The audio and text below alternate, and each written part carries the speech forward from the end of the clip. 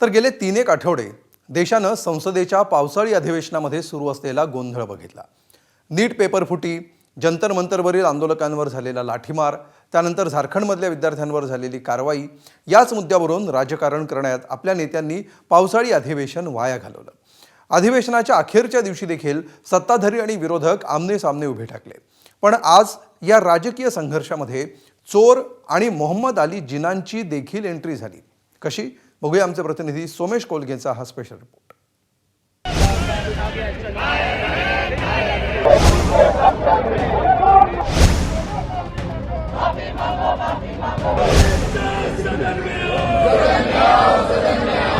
राहुल गांधी चोर है, उसमें हिम्मत नहीं है। करोड़ों रुपया कमाता है झारखंड से, यहाँ कांग्रेस पार्टी को चलाता है। कांग्रेस में कोई सरकार नहीं है।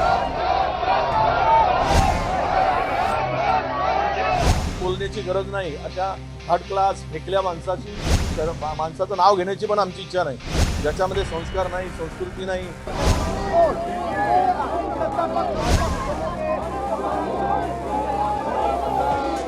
उसके मानसिकता में जिन्ना की आत्मा घुसी हुई है।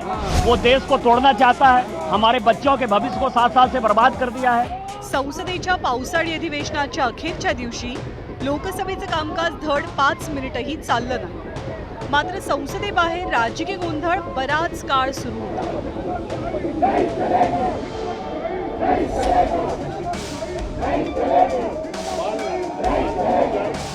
नीट पेपर फुटी आणि आंदोलकांवर पोलिसांनी केलेल्या कारवाईवरनं विरोधक सरकारला आणि केंद्रीय गृहमंत्री अमित शहांना जाब विचारतात।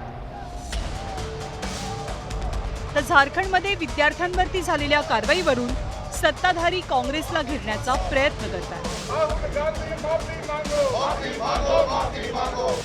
संपूर्ण देश गेले काही दिवस हा राजकीय तमाशा पाहतो आणि त्यात आज आघाडीवर होते भाजपचे खासदार निशिकांत दुबे।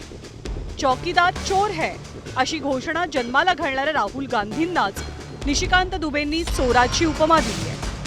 राहुल गांधी चोर है, उसमें हिम्मत नहीं है। करोड़ों रुपया कमाता है झारखंड से, यहाँ कांग्रेस पार्टी को चलाता है। कांग्रेस में कोई सरकार नहीं है, हमारे झारखंड के बच्चों का भविष्य 7 साल से इसने बर्बाद कर दिया है और वो चोर है।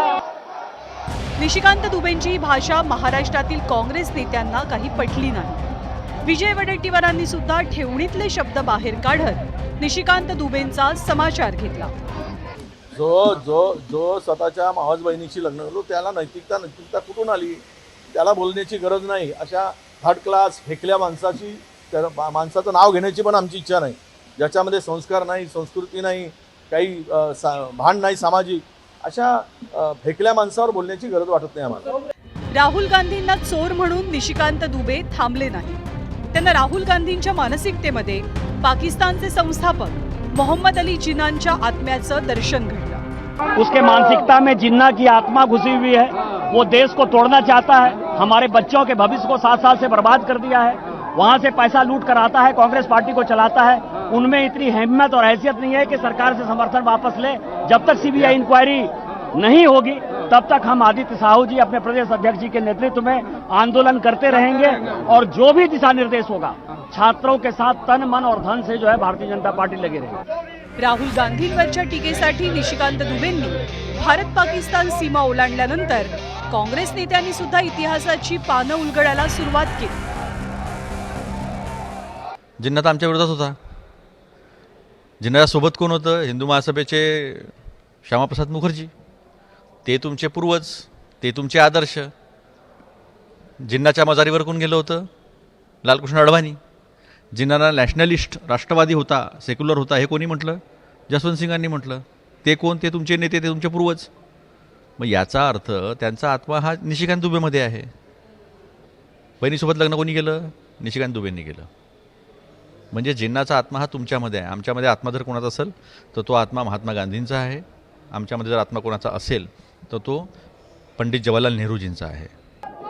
संसदेचं अख्खं पावसाळी अधिवेशन राजकीय गोंधळात वाया गेलं। एकमेकांना पळपुटे ठरवण्यात सत्ताधारी आणि विरोधकांनी धन्यता मानली आणि आता एकमेकांना चोर ठरवण्याची स्पर्धाच रंगली आहे। आणि ही स्पर्धा जिंकण्यासाठी दोन्ही बाजूंनी सभ्यता आणि संस्कृतीची चिरफाड होते। या राजकीय तमाशाचं महत्त्व जगातल्या सर्वात मोठ्या लोकशाहीचं मनोरंजन करण्यापलीकडे नक्कीच नसावा। मात्र तोच तमाशा पाहून या लोकशाहीला सुद्धा उबग येत असेल का, हाच खरा प्रश्न। सोमेश कोलगे, ABP माझा, नवी दिल्ली।